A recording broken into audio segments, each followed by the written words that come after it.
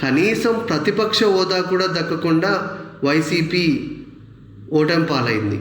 డైరెక్ట్గా ప్రజలందరికీ ఇంటి వద్దకే సేవలు ఎడిపోయాయి. వృద్ధులకు ఇచ్చిన 3,000 ఎడిపోయాయి. చేతు ద్వారా ఇచ్చిన కొన్ని లక్షల వేల కోట్ల రూపాయలు ఎడిపోయాయి. ఓడరేవులు ఎడిపోయాయి. మెడికల్ కాలేజీలు ఎడిపోయాయి. ఉద్యానవనం కిడ్నీ హాస్పిటల్ ఎడిపోయింది. పరిశోధన కేంద్రాలు ఎడిపోయాయి. మచిలీపట్నం ఓడరేవులు ఎడిపోయాయి. వైజాగ్లో క్యాపిటల్ ఎడిపోయింది. కర్నూలులో లీగల్ ఆఫీసులు పెట్టినా ఎందుకు జనాలు ఓట్లు వేయలేదు?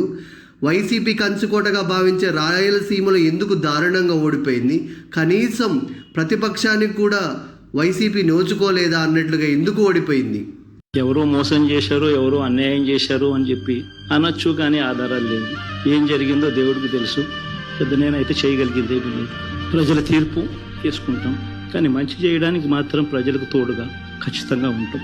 Voice of the voiceless.